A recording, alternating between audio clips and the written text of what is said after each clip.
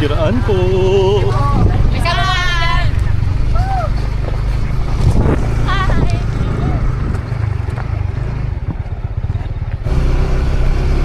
Welcome to North Sagaray.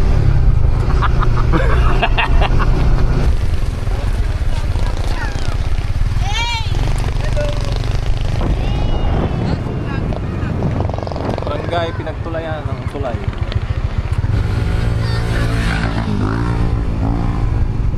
Racetrack dito eh. Parang racetrack. Boatering. Today guys, medyo palubog na ang araw. Nandito tayo sa ilog ng North Sagaray. And then today, meron tayong dalang CB150X. And I can say ito yung pinakamaliit na adventure bike na available sa Pilipinas. I mean, wala akong maisip na pwedeng itapat sa kanya. Ano ba pwede na itapat dito? Wala rin namang offering na ganitong kaliit na makina sa adventure bike. Ang mga Chinese brands, Japanese brands parang wala din. Si Honda lang. And European brands meron ba? Pero in the Philippines, ito ang pinakamaliit na adventure bike na mabibili nyo sa halagang 173,900 pesos. Our engine meron tayong 4-stroke 4-valve dual overhead cams, liquid cooled, na may displacement na 149cc. Maximum power output natin meron tayong 11.5 kilowatts at 9,000 RPM. That's converted to around a little more than 15 horsepower. Transmission meron tayong 6-speed.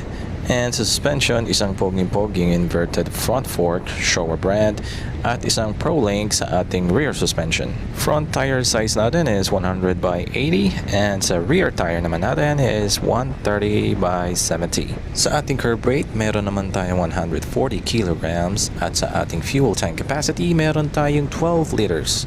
Sa fuel consumption, meron tayong katanggap-tanggap na average around 36 to 38 kilometers per liter. Ilan naman sa ating mga key features is a high windscreen, tapered handlebar and cockpit design, all LED lighting system, full digital mirror panel, inverted front suspension, adventure style undercowl, duck fender, and front and rear wavy disc brakes. Meron din tayong dalawang color variants.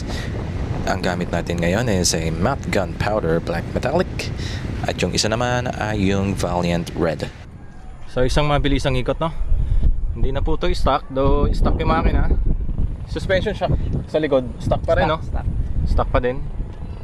Makita nyo may mga accessories na rin. So tatanong natin kung saan niya nabili itong mga accessories na to, no? At kung ano-ano pa yung mga ginawa niya. So kasama natin yung may-ari, si Amba. Kita nyo ba? Ayan. Pero wala naman masyadong dinagdag, kundi yung mga bracket lang sa mga pannier bags. Tapos crash guard. Ano yung mga nalagay mo dito nga ano pala ngayon? Mga ilaw? Ito pala, nilagay ko muna to. Ay, ano yan? Cellphone charger. Cellphone charger pala yan? So, cellphone charger. Type C? Type C, saka okay. USB. Saka ito, ayan. Napaka-importante yan pag nasa right. Quad lock. Quad lock. Sa mga auxiliary lights naman natin? Auxiliary, ito yung high and low nya. White, saka yellow, saka white. So, ito yung panggitna na ilaw. Saka ito yung pinaka ilalim. Ito ba yan yung malaki dito? Ito. Yan. Okay, so yung left side dito. Right side. Sa right side naman, ito yung para pinaka mini driving light nya, pambabad. Kasi hindi naman pwedeng buhayin lahat yung ilaw kasi malulobot yung motor. So ito yung dilaw at puti nya. Okay. Tapos ito yung busina. So dual horn siya. Okay. Isang PIA na busina saka isang stock. Ito sa mini driving light. Mini driving light. So yun yung na dito na nilagay niya sa ito. Tapos yung left side, itong dalawa. Okay. Sinong nag-linya yan? Nag-linya? Bali, ako ang nakaisip ng gagawin. So yung mekaniko ko ang gumawa na si Edward. Yung mga materyales, switches, wiring, sa mo binili? Oh, ayan, yung mga materyales saka mga ano, sa Shopee ko binili. Okay, pero Yan napakalinis kasi na pagkakagawa. Oh, yan yung Linis niya, no? Yan yung naisip ko. Linis niyan. Napaka neat tignan. Tingnan. Hindi yan nakakalat dito, no? Nakapasok yan dun. Tago. Sa crash guard naman. Sa crash guard, binili ko sa ano yan, sa Yunjen Moto Guard. Taga sa ano yan, Iligan Isabela. Napakalayo. Bali, in-order ko pa yan. Sa Shopee. Oo, sa Shopee. Shopee yung shop nila, Yunjen. Oo. Yunjen, sige, pakita natin dito yung ano nila. Yung shop nila sa Shopee. Okay. So, sa crash guard. Magkano inabot ng crash guard mo nga pala? Mga nasa ano yan, mga nasa 2.9? 2.9? 2.9 siguro. Yung crash guard lang yun? Oo. Kasama na to? Itong Hindi battle pa. holder? Hindi pa. Okay. So crash guard na Bukas crash guard lang yan, bukod to. Okay. Tapos yung inaabot mo naman sa auxiliary lights, kasama na yung mga kable, switches. Hindi ko ma-explain, pero ito mga nasa 1.3. 1.3 ilaw. 1.3. Apat. Hindi lang. 1.3 isa. 1.3 isa. Oo. Aruy! Maksakit. Okay. Apat, so 1.3 isa. Oo. Tapos bukod pa yung mga switch, saka mga wire. Saka yung mga relay niya. Relay pa. Bukod yun. Yung relay nandito sa loob. Yung nasa loob. Ayan, okay. Pero quality naman kasi. So yun, nakita nyo yung sa front pa lang yun, no? Especially yung crash guard. Yung crash guard, nasubukan ko na yan. Matibay yan. Bumili kayo dun sa ano. Ay, Baka naman, yung Jen. Matibay, papakita ko sa inyo. Matibay, subok na subok at nasubukan na nga. baka alala ito! Ako at ang kasama ko ay medyo nag-aalangan na umahon dito sa rough road na to. Matarik po siya, hindi lang po halata sa camera. At ito nga, I'm trying to maintain my momentum and I was doing okay.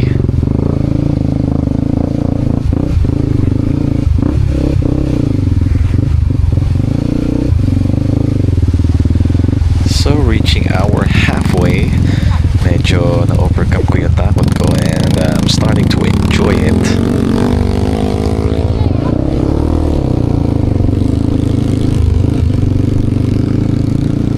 So at this part, medyo malaki mga bato dito and I'm completely blinded by the sun.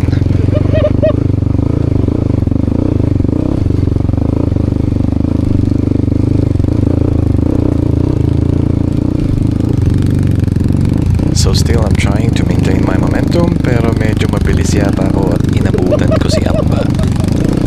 So at this part nag-slow down ako and nawala ang aking momentum at hindi ko naabot ang aking aapakan.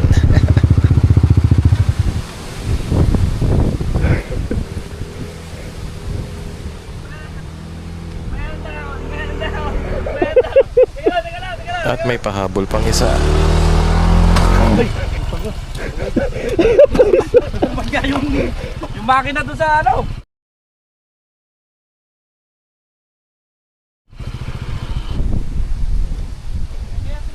Pero kung wala yan, sasayad ko. Kaya ito ko naglagay niyan eh. Napakaswerte pa rin na pareho kaming walang damage. Sa ano tumama? Sa center stand. Wala naman kasi. Yung pababa nakakatakot. Pakanda mo, ba't ba ako dinala mo rito? Isa lang. Tayo ngayon sa likod. Okay. Ano pa yung mga modification natin dyan? Ito lang naman, yung JB box bracket. Galing din sa Iligan Isabela. Kay Yunjen din? Kay Yunjen din. Kompleto pala eh. Yeah. Yunjen, di ka namin kakilala. Pero libreng ano na to. Okay. Tapos SCC na box. Padded pala to, no? Sick. Ibig pwede na talaga siya sandalan. Sandalan. Sandalan na pala talaga siya. Tapos may mga saddle bags ka pa dito. Hindi na namin kinabit eh. Kasi malapit lang yung pinanggalingan namin. Taga dito kami. Tumawid lang kami ng tulay eh. Tapos ayun na. Kaya hindi na kami nag-helmet. Ito naman nasa magkano? Itong ano? Ito. Ito, mga nasa ano to? 2.5. 2.5. Okay. Tapos itong SEC. Itong box, nasa ano to, nasa 3.5. Yung saddlebag na hindi lang nakakabit ngayon, baka nasa 8K yun. Naku po. Nasa 25,000 na binagastos mo. Nasa 25K. Accessories pa lang. Kadena stock? Hindi. Ay, iba na ba ito? Ano yan? DID na. DID. So low maintenance. DID na siya. O-ring type. So any issue? May mga issue ka ba dito? Ang na-experience ko pa lang ngayon, yung mga bearing niya sa shock. Sa rear? Saan gawin yan? Ayan, lahat yan, yung bearing dyan. Dito. So nung binaklas ko kasi, makakalawang na siya. Kalawang yung bearing? Oo, kalawang na yung bearing, saka yung bushing. Pinapasok ang tubig? So hindi ko alam kasi may mga oil seal naman siya. Baka siguro medyo matagal na yung motor na pagkaka-stock sa kasa.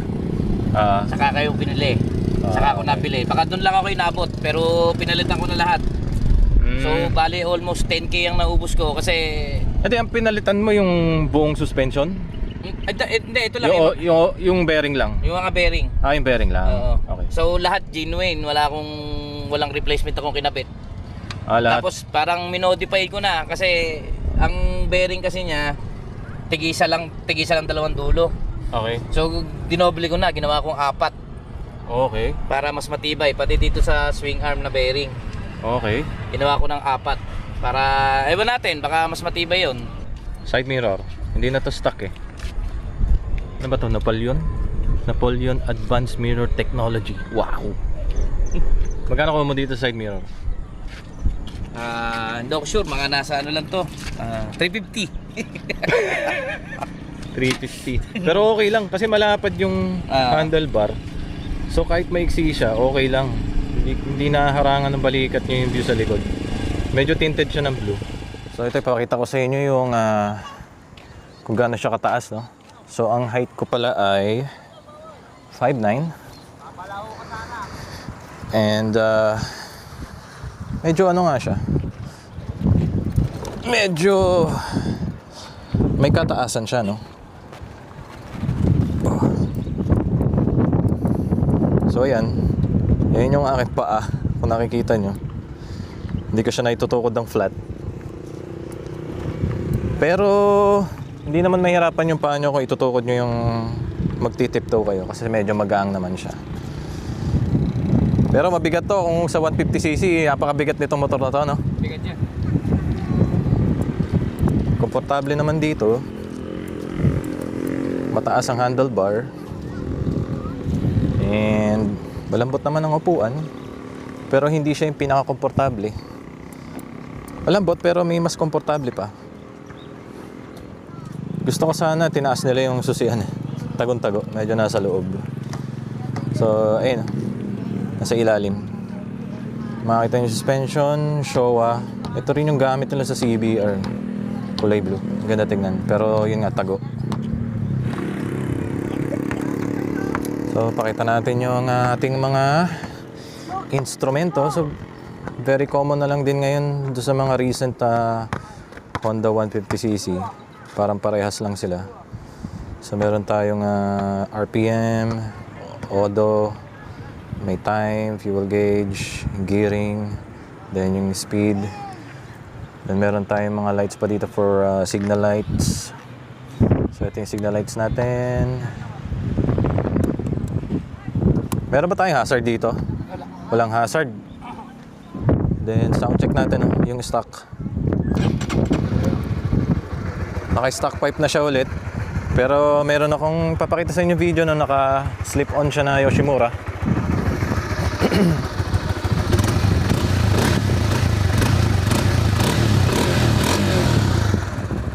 Sound check. Ganda ng tunog. Ganda talaga Yoshimura. Panalo.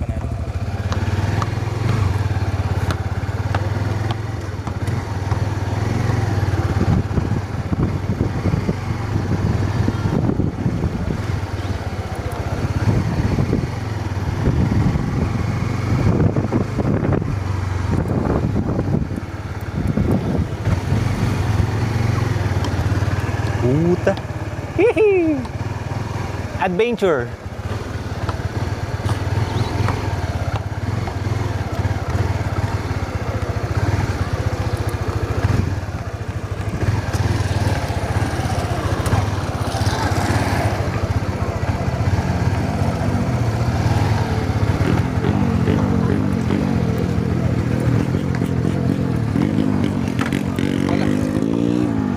bomba.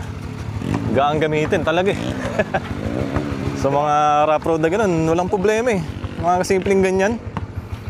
Kahit sana sa ilog, matesting natin. Pero wag na. Eh, sa mga ganyan, no? Pero wag na. Baka mabuhol na naman. Baka mabuhol na naman. Masubukan na naman yung napakatibay na crash guard. So, sa forma, wala namang problema eh. Ang laki niya tignan. Pogi, nililingon to ng mga tao. No? Wala namang problema kung pagdating sa forma. Pagkakamalang kang 500. Pero dito sa swing arm, medyo maiksi lang yung ano. Medyo putot yung gulong dito sa likod eh. Pero wala namang issue pagka nira-ride mo siya. Hindi mo na may isip yun. Ang gustong-gusto ko dito, yung tumatakbo ako ng around 80. Yung pag nagko-cruise ka ng 80, ang sarap na niya yung takbo eh. Para ka nakalutang. Tapos 6 gear. So relax lang yung makina, nagko-cruise ka ng 80. Yun yung pinaka... Di ko alam. Ang sarap sa feeling. Since first time ko rin mag-ride ng ganitong klaseng motor, na-appreciate ko yung ano niya, yung riding characteristics niya sa speed na 80, ganyan. Nagko-cruise ako 6 gear. Ang maganda siya sa highway. Pero syempre hindi naman sa NLEX. So sa ano naman, yung putang ng bomba yan. Baba. Sa hangin naman niya, itong windshield natin, pwede pa itaas siguro. Yung kinapa ko yung tama ng hangin niya dito sa ano eh. Dito sa may malapit sa chin ng helmet. Para sa height ko, dito tumatama yung hangin niya. Maganda sana medyo mataas pa ng konti. Para wala ka talagang ano, wind resistance. Ayan. So medyo gumagabi na mga guys. Testingin natin yung mga auxiliary lights niya. Siyempre, pag nag-adventure ka, matik dapat ganito forma, no? So, yan. Testingin natin. What's up? Yo! Right type fans. Kahit madilim na. Top speed, paabot mo ng 115. may angkas. May angkas, 115. So, tinap speed ko siya sa Silex. Silex. Oh, Ay.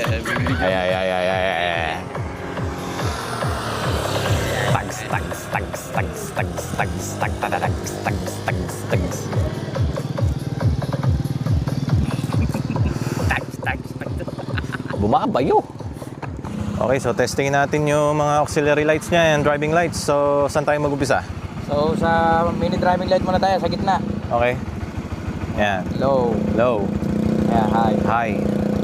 Okay, low and high lang yun, no? Low and high lang. Okay. So, yung auxiliary natin. Auxiliary. Ayan. Yan. High. High, low, high. Ayan. Okay. Ito naman yung pinakababa. Ayan. Okay. Kaya pwede mo siyang gawing purong puti. Ayan. Kung gusto mo naman, purong dilaw naman siya. Okay. Ayan. Parehong low yan. Busina. Stock. Ay na lagi talaga ako na ano dyan.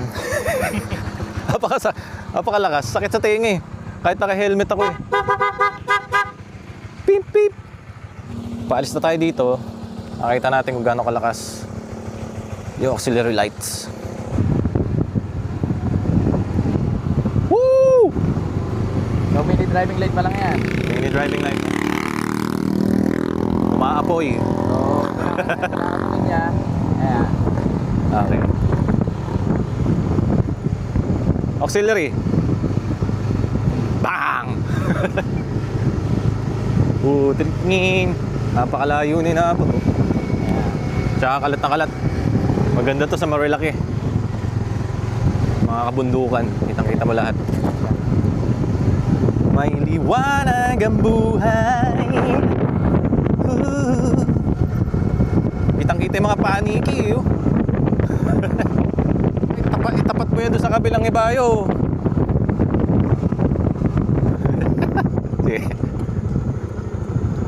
Boom! Kita-kita yung kabila ng ilog eh. For a 150cc bike, medyo mabigat siya. Balancing the bike sa tight traffic isn't as easy as my CB150R. But a very small margin lang naman. Sa power, it never felt short. Sa totoo lang sa 150cc bikes, hindi na ako naghahangat pa ng higit pa. Suspension and comfortability, I guess these are the main key points that will lure you to this bike. Wala akong masabi. Komportable ko kahit sa malubak na kalsada. Napag-isip-isip ko din na it makes a lot of sense why may 150cc adventure bike tayo from Honda. Adventure bikes are made to travel farther with comfort. Si CB150X, magkaan gamitin, mas malayo ang range mo sa bawat full tank dahil nga sa maliit na makina. You feel confident pag gamit mo siya and mas feel mo ang adventure activities mo dahil adventure bike ka for a lower price. So it is a perfect combo for a long ride while removing the privilege na makapag-expressway ka. So if you have a habit, kagaya ng kaibigan natin dito, na mahilig mag-long ride, 100% recommended sa'yo si Honda CB150X. Well, thank you for reaching this far sa ating video. Please leave a like and a subscribe. Malaking tulong po ito sa akin. And if interested ka malaman ang history ng adventure riding, may ginawa po tayong video dito. Please watch if you have time. So, and again, this is JB and this is JBR Vlog and Ride. See you next video and I'll see you around.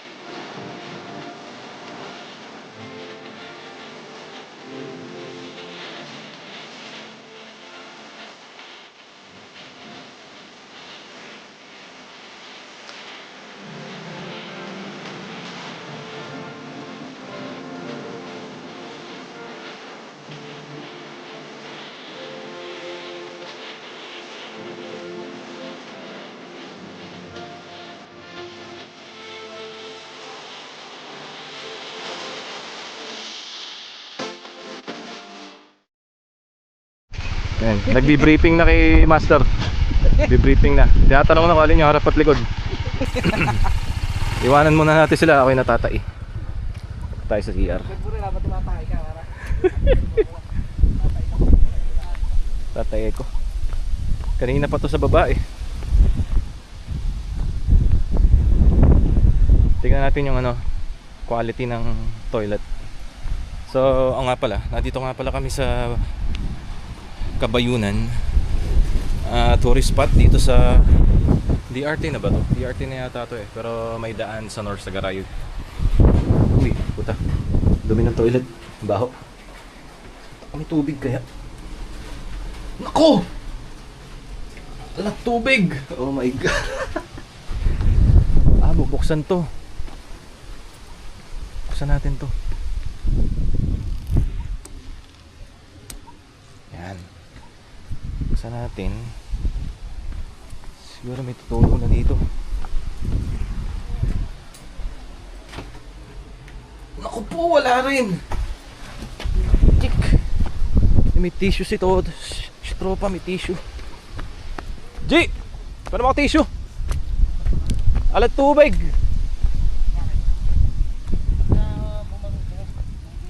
Ano gagawin? Ibaba ako yung kaso. Bigay mo na lahat yan.